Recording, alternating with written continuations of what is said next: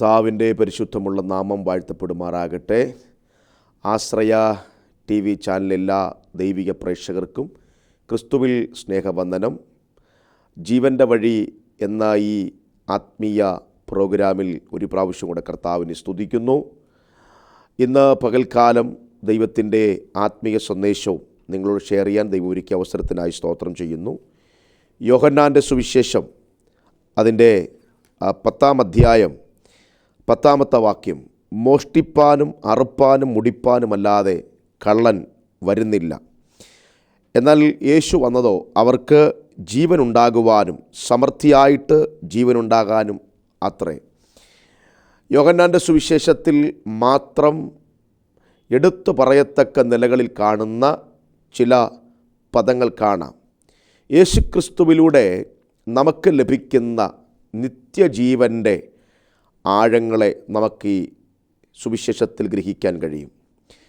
പിശാചിനാൽ മനുഷ്യരിൽ നഷ്ടമായി പോയ ആത്മീയ ജീവൻ യേശുക്രിസ്തു മുഖാന്തരം നമുക്ക് തിരികെ ലഭിക്കുന്നത് കാണുവാൻ കഴിയുന്നുണ്ട്.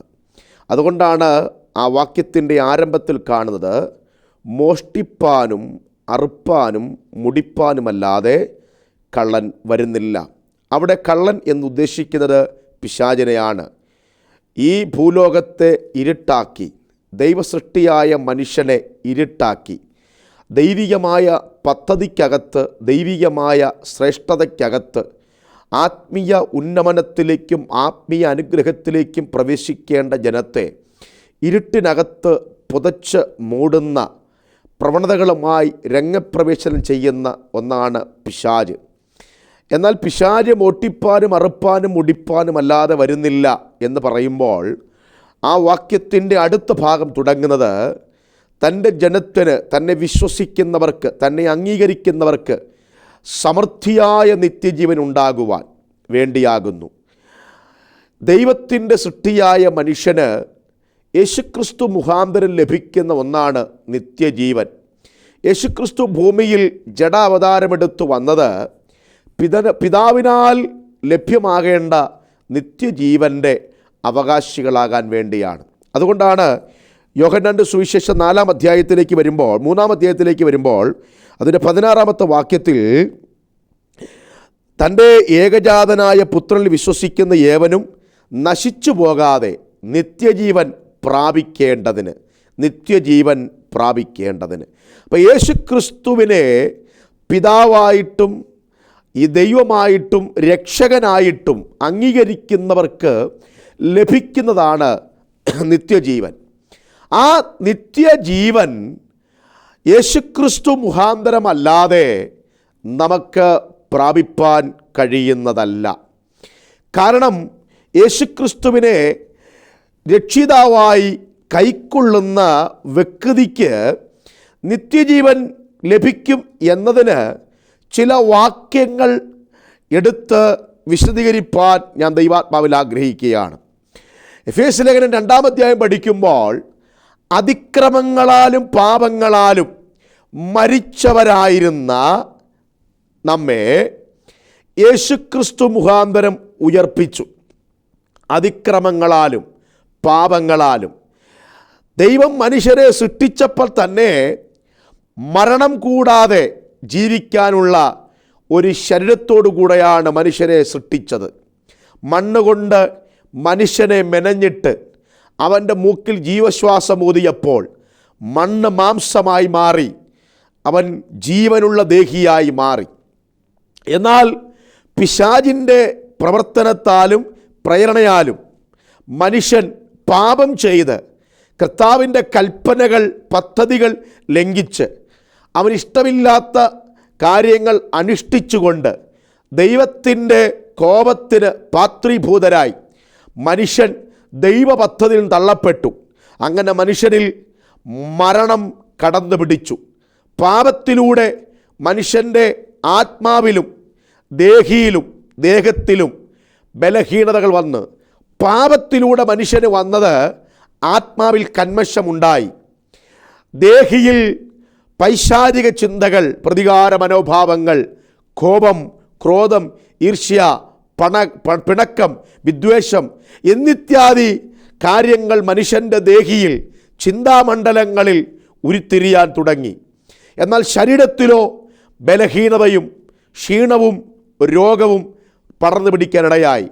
പാപത്തിലൂടെ മനുഷ്യന് നഷ്ടമായി പോയ 3 കാര്യങ്ങളാണ്. ദൈവിക ചിന്തകളാൽ നിറഞ്ഞു നിന്ന ആത്മാവും ദേഹവും ദേഹിയും മനുഷ്യന് അപലമായി തുടങ്ങി, വികലമായി തുടങ്ങി.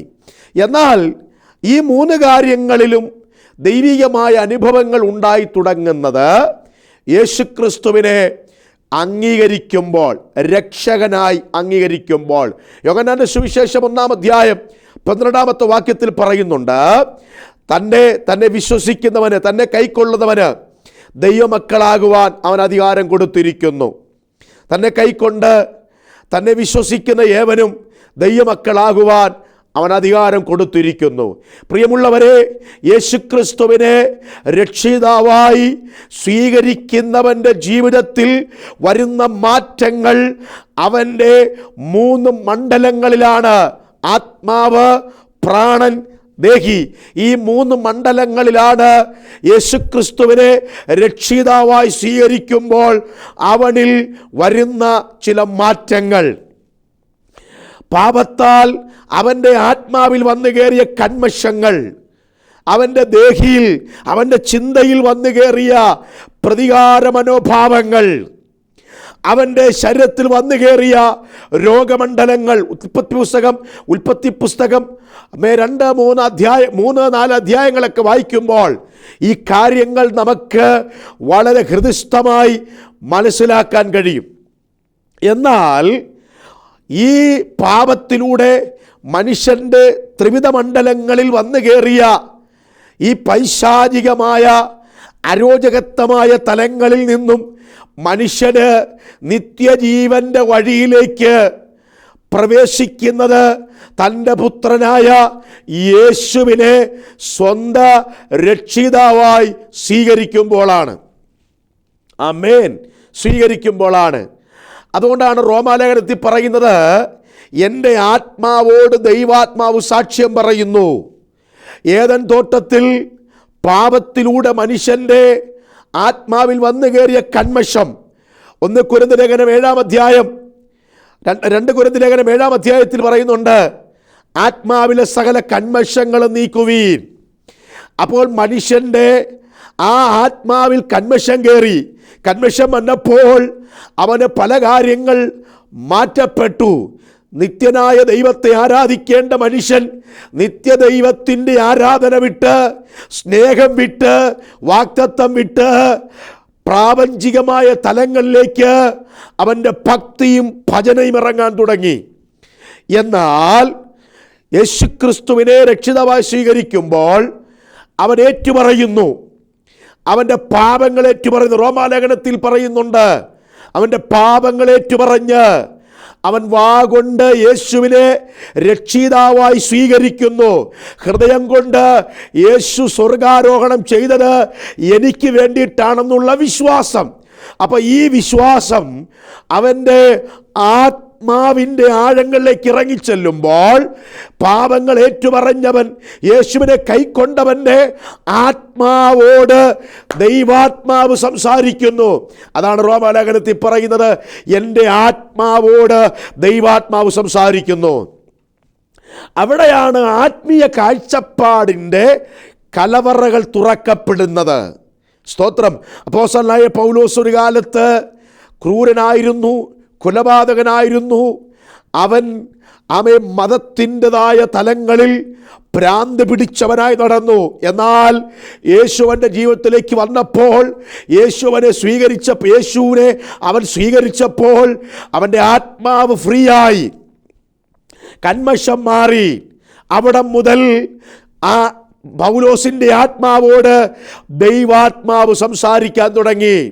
ആ ദൈവാത്മാവിൻ്റെ ഇടപെടൽ നമ്മുടെ ആത്മാവോട് ചേർന്ന് വരുമ്പോഴാണ് ദൈവികമായ അനുഭവത്തിലേക്കും സ്വർഗീയമായ അനുഭവത്തിലേക്കും നാം ദൈവത്തെ ആരാധിക്കുവാൻ, ദൈവത്തെ സ്തുതിക്കുവാൻ, ദൈവത്തെ മഹത്വപ്പെടുത്തുവാൻ ആരംഭിക്കുന്നത്. അങ്ങനെയെങ്കിൽ പിശാചിനാൽ നമ്മുടെ ആത്മാവിൽ കന്മഷം വരുത്തി ദൈവിക ചിന്തകളിൽ നിന്നും സ്വർഗീയ പദ്ധതിയിൽ നിന്നും നമ്മെ അകറ്റിക്കൊണ്ടിരിക്കുന്ന ആ പൈശാചിക പ്രവണത അസ്തമിച്ച് നാം ക്രിസ്തുവിൽ അനുഗ്രഹീതരായി മാറുന്നത് നിത്യജീവന്റെ ഉറവിടമായ യേശു ക്രിസ്തുവിനെ സ്വന്തം രക്ഷിതാവായി സ്വീകരിക്കുമ്പോഴാകുന്നു. ആമേൻ.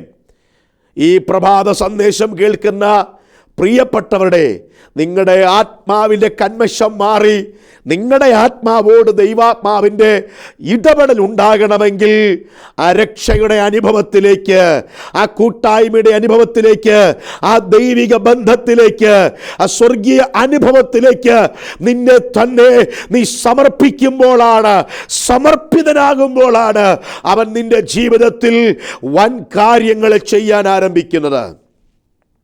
പാപത്താൽ നഷ്ടപ്പെടുന്ന രണ്ടാമത്തെ കാര്യമാണ് ദേഹി ബലഹീനപ്പെടുകയാണ്. എന്താണ് ദേഹി? ചിന്ത, ഇച്ഛ, ഇതെല്ലാം കുടിയിരിക്കുന്ന മനോമണ്ഡലത്തിന് പറയുന്ന പേരാണ് ദേഹി. ഈ ദേഹിയുടെ ചിന്ത മാറി. പാപം മനുഷ്യനിൽ പ്രവേശിച്ചപ്പോൾ ഈ ദേഹിയുടെ ചിന്ത മാറി. കോപം സംഹരിക്കാൻ തുടങ്ങി. വൈരാഗ്യം, പക, വിദ്വേഷം എന്നിത്യാദി പൈശാചിക ക്യാരക്ടറുകൾ, പിശാചിൻ്റെ സ്വഭാവങ്ങൾ മനുഷ്യനിൽ വ്യാപരിക്കാൻ തുടങ്ങി. അത് നമുക്ക് ഉൽപ്പത്തി പുസ്തകത്തിൽ വളരെ തെളിവായി കാണുന്നുണ്ട്. സ്വന്തം അനുജനെയും കൂട്ടിക്കൊണ്ട് കായിൻ വയലിലേക്ക് പോകുന്നു. അനുജനോട് പറഞ്ഞു കാണും, ആരാധന കഴിഞ്ഞതല്ലേ, നമുക്ക് നമ്മുടെ കൃഷിയിടങ്ങളിലേക്കൊന്ന് പോകാം. നാം നട്ട ചേമ്പും വാഴയും മരച്ചീനിയുമൊക്കെ എത്രത്തോളം ആയിരിക്കുന്നു എന്ന് നമുക്ക് കാണാം. ഒന്ന് കിളച്ച്, ഒന്ന് പറിച്ച് അതിൻ്റെ ഫലങ്ങളൊന്ന് സൂക്ഷിക്കാമെന്ന് പറഞ്ഞ് വലിയ തന്ത്രത്തോടുകൂടി കായീൻ ഹാബേലിനെ കൊണ്ടുപോകുന്നു. കൊണ്ടുപോയി വയലിൻ്റെ അകത്തിരുന്നപ്പോൾ കായീൻ ഹാബേലിനെ പ്രതികരിച്ചു. അവൻ അടിച്ചു കൊന്നു. അവൻ്റെ അകത്തെ പ്രതികാരം, ഇങ്ങനെ പ്രതികാരം ഒരു കൊലപാതകമായി മാറിയത് എവിടാന്നറിയാമോ? മനുഷ്യൻ്റെ ചിന്തകളിൽ പാപത്തിൻ്റെ ശക്തി പ്രവേശിച്ചപ്പോൾ പകയും വിദ്വേഷവും ഈർഷ്യയും വൈരാഗ്യങ്ങളും അവൻ്റെ ഹൃദയത്തിനകത്ത് അങ്കുരിക്കാൻ തുടങ്ങി. ഇതിന് മാറ്റം വരുന്നത് യേശു ക്രിസ്തുവിൽ നിനക്ക് ലഭിക്കുന്ന രക്ഷയാണ്. ആ രക്ഷയിൽ ആ പരിശുദ്ധാത്മാവിൻ്റെ പ്രവർത്തനമാണ് നിന്റെ ചിന്താമണ്ഡലങ്ങളിൽ ചില വിടുതലുകൾ ഉണ്ടാകുന്നത്. അതുകൊണ്ടാണ് കൊലോസ്യ ലേഖനം 3-ാം അധ്യായത്തിൽ പറയുന്നു, ഉയരത്തിലുള്ളത് ചിന്തിപ്പീൻ, ഉയരത്തിലുള്ള ചിന്തിപ്പീൻ. ക്രിസ്തുവിൻ്റെ പരിജ്ഞാനത്തിന് മീതെ ഉയരുന്ന സകല ചിന്തകളെയും ഞങ്ങൾ ഇടിച്ച് കളയുന്നു. അപ്പോൾ നമ്മുടെ ചിന്തകളിൽ വരുന്ന, നമ്മുടെ മനസ്സിനകത്ത് വരുന്ന പാപ ചിന്തകളെ, വൈരാഗ്യ ചിന്തകളെ എടുത്തു മാറ്റണമെങ്കിൽ ആ യേശു ക്രിസ്തുവിലൂടെ രക്ഷണ്യ പദ്ധതിക്കകത്ത് വരുമ്പോഴാണ്. 3, നമ്മുടെ ശരീരത്തിലുണ്ടായ മാറ്റങ്ങൾ. യേശു ക്രിസ്തു സൃഷ്ടിച്ചപ്പോഴുള്ള ശരീരം ആത്മാവിൽ നിറയപ്പെട്ടതാണ്, ദൈവികത്വം നിറയപ്പെട്ടതാണ്, സ്വർഗീയ അനുഭവത്തോട് ചേർന്ന് നിൽക്കുന്ന ഒരു ശരീരമാണ്. മരണം പ്രവേശിക്കാത്ത, ക്ഷീണമില്ലാത്ത ശരീരമാണ് ദൈവം കൊടുത്തത്. എന്നാൽ പാപത്തിലൂടെ മനുഷ്യൻ്റെ ശരീരം വേർക്കാൻ തുടങ്ങി.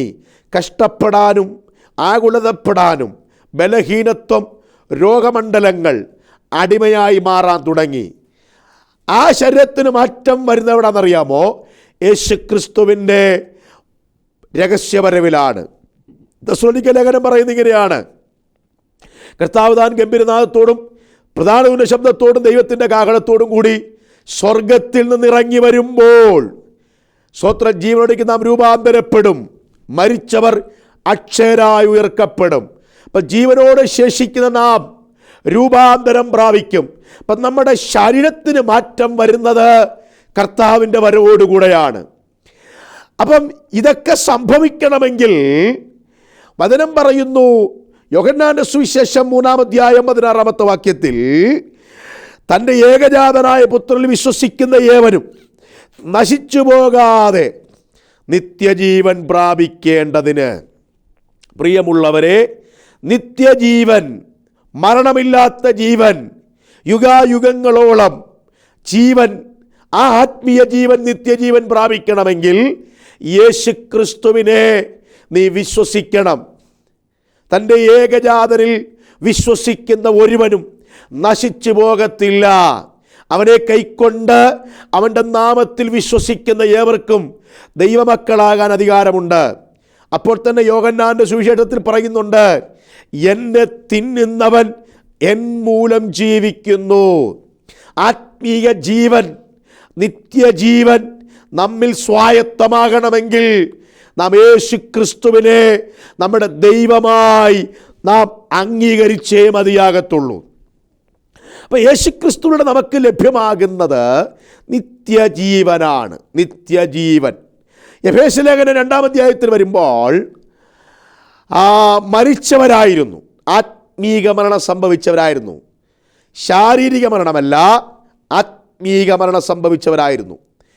ഈ ആത്മീയ മരണം സംഭവിച്ചവർ ലോകമോഹങ്ങൾക്കും പ്രപഞ്ചമോഹങ്ങൾക്കും കാലഘട്ടത്തിനും മനുഷ്യനും പ്രാകൃത ആചാരങ്ങൾക്കും പൈശാചിക ചിന്തകൾക്കും കാമവികാരങ്ങൾക്കും അടിമകളായി മനുഷ്യനെയും പിശാചിനെയും ലോകത്തെയും രസിപ്പിച്ച് ത്രസിപ്പിച്ച് പോകിയൊരു കാലമുണ്ടായിരുന്നു. കാലം കഴിച്ചവരായിരുന്നു, കോപത്തിൻ്റെ മക്കളായിരുന്നു, ഈർഷ്യയ്ക്കും പകയ്ക്കും പിണക്കിനും വേണ്ടി നടന്നവരായിരുന്നു. അങ്ങനെ കടന്ന നമ്മളെ യേശുക്രിസ്തുവിൻ്റെ രക്തത്താൽ, കാൽവറി യാഗത്താൽ നമുക്ക് ആത്മീയ മരണത്തിൽ നിന്ന് വിടുതലുണ്ടായി, ആത്മീയ ജീവൻ പ്രാപിച്ചു. എന്താണ് ആത്മീയ ജീവത്തിൻ്റെ പ്രത്യേകത? മുമ്പേ നാം ദൈവത്തെ അറിയാത്തവരും വാഗ്ദത്തങ്ങൾക്ക് അന്യരും ദൈവമില്ലാത്തവരും ശത്രുക്കളുമായിരുന്നു. അന്ന് നമ്മിൽ ആത്മീയ ജീവനില്ലായിരുന്നു. എന്നാൽ ആത്മീയ ജീവൻ നഷ്ടപ്പെട്ട നമ്മളെ യേശുക്രിസ്തുവിൻ്റെ രക്ഷയിലൂടെ, സ്നേഹത്തിലൂടെ നാം ആ ആത്മീയ ജീവനിലേക്ക് പ്രവേശിക്കപ്പെട്ടു. ആത്മീയ ജീവൻ പ്രാപിച്ച നമ്മൾ ഇന്ന് അവൻ്റെ വാഗ്ദത്തങ്ങൾക്ക് പങ്കാളികളാണ്, സ്വർഗീയ സ്വഭാവമുള്ളവരാണ്, ആരാധനയ്ക്ക് നാം യോഗ്യരാണ്. അന്യഭാഷയും ആത്മാവിൻ്റെ നിറവും ഒക്കെ നമുക്ക് പ്രാപിപ്പാനിടയായി. കേൾക്കുന്ന സ്വർഗീയ വചനങ്ങളുടെ പൊരുളുകൾ തിരിച്ചറിയുവാൻ തക്കവണ്ണം നമ്മിൽ ആത്മീയ പ്രാപ്തി വളരാനിടയായിത്തീർന്നു. ഇങ്ങനെ നമുക്കൊരു മാറ്റമുണ്ടായത് ആത്മീയ ജീവൻ നമുക്ക് ലഭിച്ചതുകൊണ്ടാണ്. എന്നാൽ ഈ ആത്മീയ ജീവൻ യേശുക്രിസ്തുവിൻ്റെ രക്ഷണ്യ പദ്ധതിയിലൂടെ നമുക്ക് ലഭിച്ചു എങ്കിലും മരണം ഇപ്പോൾ ഉണ്ടെന്നുള്ളതാണ്. സ്തോത്രം. എന്നാൽ നിത്യജീവൻ എന്ന് പറയുന്നത് നിത്യമരണത്തിൽ നിന്നുള്ള ഒരു ഒഴിവാണ്. അത് നമുക്ക് ലഭിക്കുന്നത് നാം ഈ ശരീരത്തിൽ നിന്ന് രൂപാന്തരം പ്രാപിക്കുമ്പോഴാണ്. ഈ ജഡശരീരം, ഈ മാംസ ശരീരത്തിൽ ഇരിക്കും കാലം നമുക്ക് ആത്മീയ ജീവനുണ്ട്. എന്നാൽ നിത്യജീവൻ നമുക്ക് ലഭിക്കണമെങ്കിൽ ഈ ശരീരം വിട്ട് സ്വർഗീയ ശരീരത്തോട് നാം ഏകീഭവിക്കുന്നവരായി മാറണം. അത് ലഭിക്കുന്നത് രക്ഷിക്കപ്പെട്ട് സ്നാനപ്പെട്ട് സഭയുടെ പ്രമാണങ്ങളും ചട്ടങ്ങളും അനുസരിച്ച്, കർത്താവിൻ്റെ കൽപ്പനകളനുസരിച്ച് കർത്താവ് തൻ്റെ വിശുദ്ധന്മാർക്ക് വേണ്ടി ഒരുക്കിയ ആ തിരുമേശയിൽ പങ്കാളികളായി ജീവിത വിശുദ്ധിയുടെ ആഴങ്ങളിൽ സ്വർഗീയ ദർശനത്തിൽ നീങ്ങുന്നവർക്ക് അവൻ്റെ വരവിൽ എടുക്കപ്പെടാനിടയായിത്തീരും. അവൻ്റെ വരവിൽ നാം എടുക്കപ്പെടുമ്പോൾ, അവൻ്റെ വരവിൽ നാം രൂപാന്തരം പ്രാപിക്കുമ്പോൾ പിന്നെ ഈ ശരീരത്തിനകത്ത് മരണത്തിന് പ്രവേശനമില്ല. അങ്ങനെ ഉള്ളവർക്കാണ് നിത്യജീവൻ പ്രാപിപ്പാൻ കഴിയുന്നത്. പ്രിയമുള്ളവരെ, യേശുക്രിസ്തുവിലൂടെ നമുക്ക് ലഭിക്കുന്ന ഏറ്റവും വലിയ സ്വർഗീയ അനുഗ്രഹം എന്തെന്നാൽ ആ നിത്യജീവനാണ്. ആ നിത്യജീവന് അവകാശികളായി, ഓഹരിക്കാരായി മാറുവാൻ തക്കവണ്ണം ദൈവികമായ അനുഭവത്തിലൂടെ അവനെ കൈക്കൊണ്ട് അവൻ്റെ കൂട്ടായ്മ ആചരിച്ച് അവനിൽ വേരൂന്നി ആത്മീയ വർധന പ്രാപിച്ച് മുമ്പോട്ട് നീങ്ങുവാൻ പ്രിയമുള്ളവർക്ക് ഈ പകൽക്കാലത്തെ സന്ദേശം നിങ്ങൾക്കൊരു വലിയ അനുഗ്രഹമായി മാറുവാൻ ദൈവാത്മാവിടയാക്കട്ടെ. ഹല്ലേലൂയ. നന്ദിയോടെ ദൈവത്തിന് സ്തോത്രം ചെയ്യുന്നു. ആമേ. വെളിപ്പാട് പുസ്തകം 21-ാം അധ്യായം വായിക്കുമ്പോൾ ദുഃഖമില്ല, മരണമില്ല, കഷ്ടതയില്ല, വേദനയില്ലാത്ത ആ നിത്യരാജ്യത്തിലെ പ്രവേശനം നമുക്ക് ലഭിക്കുന്നത് നിത്യജീവനിലൂടെയാണ്. ആ നിത്യജീവൻ്റെ ഭാഗവാക്കുകളായി, ആ നിത്യജീവൻ്റെ ഓഹരിക്കാരായി, ആ നിത്യജീവൻ്റെ ആമേശ്വത്രലി അവകാശികളായി മാറുവാൻ തക്കവണ്ണം യേശുക്രിസ്തുവിനെ രക്ഷിതാവും നാഥനുമായി സ്വീകരിക്കുവാൻ ഞാൻ നിങ്ങൾക്ക് ആഹ്വാനം തരികയാണ്. ഒരു നിമിഷം ആമേൻ, നിങ്ങൾ ഈ സന്ദേശം കേൾക്കുന്ന പ്രിയപ്പെട്ടവർ ആ ദൈവകരങ്ങളിലേക്ക് ഒന്ന് സമർപ്പിച്ചാട്ടെ. യേശുവേ, ഞാൻ പാപിയായ ഒരു മനുഷ്യനാണ്, ഞാൻ ദോഷിയായ ഒരു മനുഷ്യനാണ്. ഈ ലോകത്തിൻ്റെ കാലഘട്ടങ്ങൾക്കും കാലഗതികൾക്കും ഒത്തവണ്ണം ഞാൻ സഞ്ചരിക്കുന്ന ഒരു മനുഷ്യനാണ്. ആകയാൽ യേശുക്രിസ്തുവിനെ രക്ഷിതാവായി സ്വീകരിക്കുക, അവനിലൂടെ നിത്യജീവൻ പ്രാപിക്കാം എന്നുള്ള ആ ഉത്തമമായ ബോധ്യത്തോടെ ഏൽപ്പിച്ചു കൊടുക്കാം. ഈ വചനങ്ങളാൽ ദൈവം നിങ്ങളെ അനുഗ്രഹിക്കുമാറാകട്ടെ, ദൈവം നിങ്ങളെ സഹായിക്കുമാറാകട്ടെ. God bless you. God bless U.